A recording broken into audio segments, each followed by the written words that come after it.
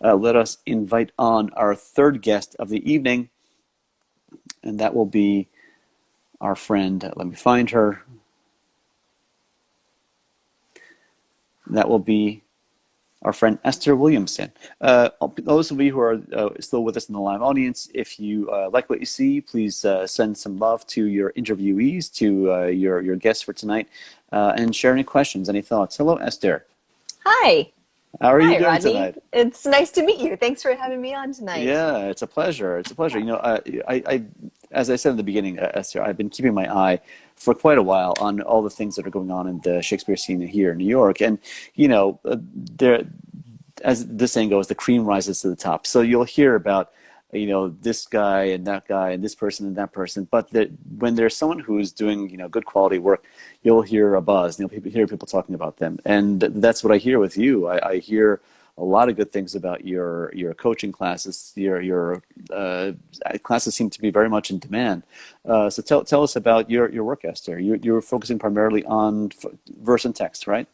I am. Yes. I am primarily an actor, but I've loved to teach, and um, verse and text is sort of my wheelhouse. And I've been dying to teach a text class for years, and uh, have tried to launch various things that haven't come together. And so the pandemic actually helped me out a little bit in that now we can Zoom, and now I have students from all over the place.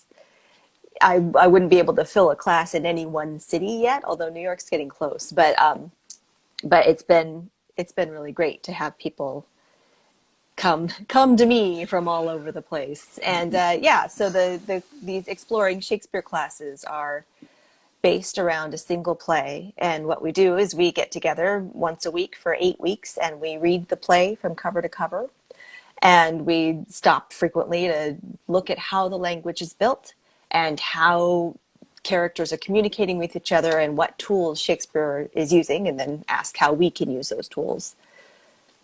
Okay, all right, and as you say, this is being done via Zoom now, and for me, I mean, of course, nothing replaces or can replicate the experience of the live interaction, the live theater, the live class, where you're in there, you're able to physically interact with each other, you're able to feel the palpable emotion with one another, but I have to tell you, the Zoom does have silver linings, as you say. It's eliminated a lot of the limitations of geography, of connectivity, and as like this discussion tonight, I can have a chance to chat with people that I wouldn't necessarily be able to get corral everyone into one space. So exactly what you're talking about, the fact that geographic limitation is removed, it's in some ways it's a blessing in disguise with this whole Zoom situation. So I'm happy for that part of it, at least.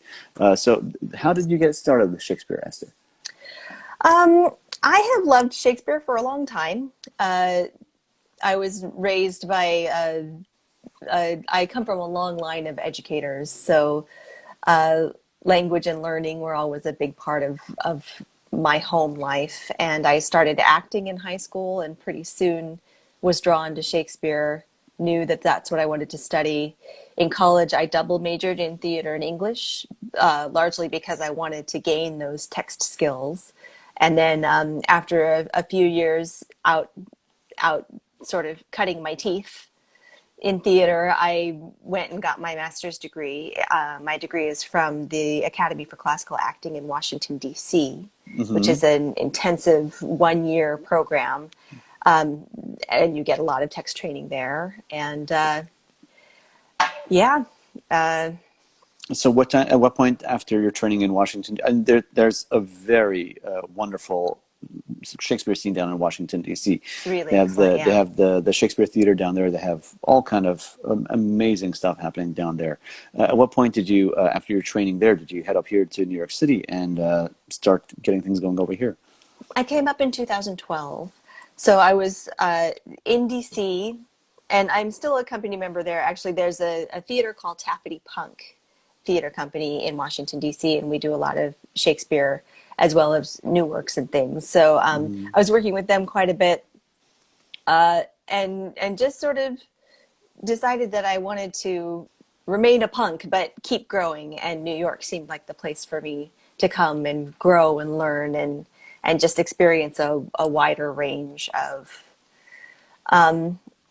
ideas and exposure to art and connection and all the things that come with being in New York. This that's a really interesting thing for me. For me, the everyone that I've talked to about it has a different take on it, and since you kind of go back and forth between New York and DC, what's for you the difference between Shakespeare done in New York and Shakespeare done in DC? Is there a different style? Is there a different feel to it? I think one of the biggest differences is actually the audience. The audience in DC, I've never lived anywhere where that was so receptive to Shakespeare's histories specifically. And the audience in DC is really receptive to the histories because they're all thinking about leadership and power. Right. So I came from Seattle before, and no one in Seattle wanted to see Richard II. But Right. in DC, the line will be out the door. It's not quite Mm-hmm. true. Someone in Seattle wants to see Richard II. But yeah, I just, because of what's going on in DC, they've got a very specific take on Shakespeare, and they go for just completely different reasons than, I mean, the New York audience has such a broad, diverse range of people that think of a reason to go to Shakespeare. Somebody in the house is there for that reason. Mm-hmm. I think New York has a stronger taste for experimentation and for, I don't know, I think you can get a little more creative and a little riskier, is just like my very broad guess. No, that's a really good response. Yeah, absolutely. The Shakespeare that's done in DC, you're absolutely right. It does have a lot of political connotation to it, just because that's what DC Yeah. is all about. And yeah, exactly. The Shakespeare in New York, it does. It's a little bit more raw. It's a little bit more experimental. There's a little bit more of a flavor of let's throw this in there and see if it works. And yeah, it's absolutely right. So you've been doing your text and speech class, your practice for actors class for a couple of years now, and as you say, you do you focus on one Shakespeare play at a time. What are the ones that you've done thus far in the COVID era? We started with Macbeth. So I actually would love to see Leah Hatto's film, Right. because I have it fresh in my mind. We started with Macbeth, and then we moved on to Much Ado About Nothing. And now Mm-hmm. we're about to dive into King John, which I'm very excited about. Now, King John, I would not to cast too many aspersions, but for me, King John is always like you have the Macbeth, and you have King Lear, and you have Hamlet, and then you have then the lower rungs.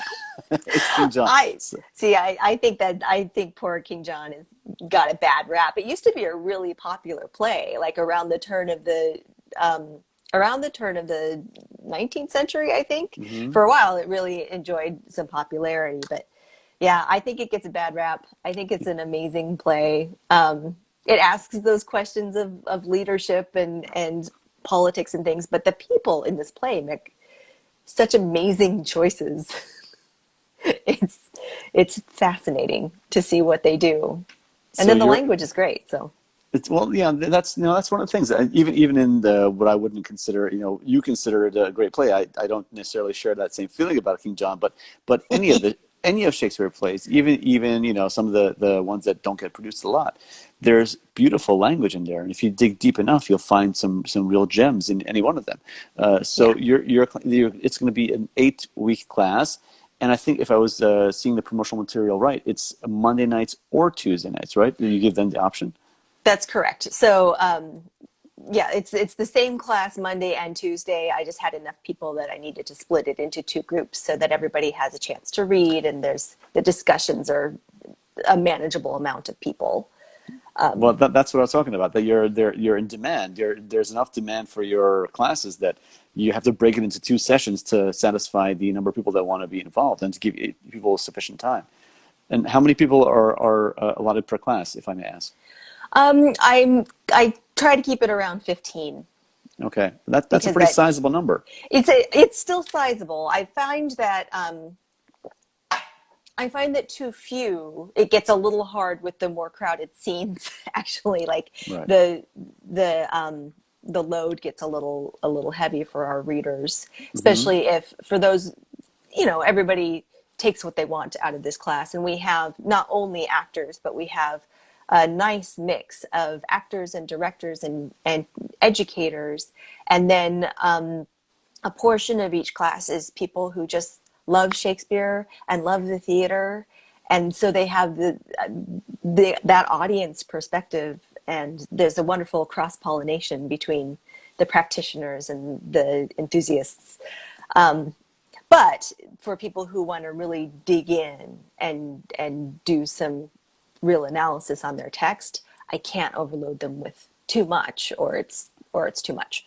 Right, right, So yeah, around 15 seems to be good. And then, there's always somebody who can't come.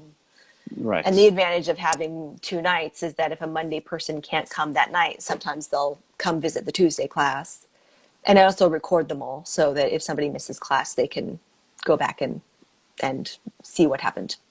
And I think it's reasonably priced. So I think you're right on the money. So where can people find you if they want to? Your new class on King John starts a week from tonight, Monday the 10th, and that runs for 8 weeks. That's And correct. where can people find you if they want to join up in the class? Um, you've been very good at posting links, so you can either go to the links that Rodney is posting, or just because the link to Teachable is kind of complicated, you can also go to my personal website, which is estherwilliamson.com. And just on the homepage there's a link to the class. So I'll go ahead and once I've uh, signed off, I'll spell my name in the comments just so that everyone can see that in case they'd like to Fantastic. join me. We still have a little bit of room in each night. Fantastic. Okay. Well, I couldn't recommend her highly enough, Esther Williamson. I've heard a lot of buzz around town about how good our classes are, so I invite you all to check it out. Esther, thank you for joining us here tonight, and good luck with your class. Thanks so much, Rodney. See you soon. Take care.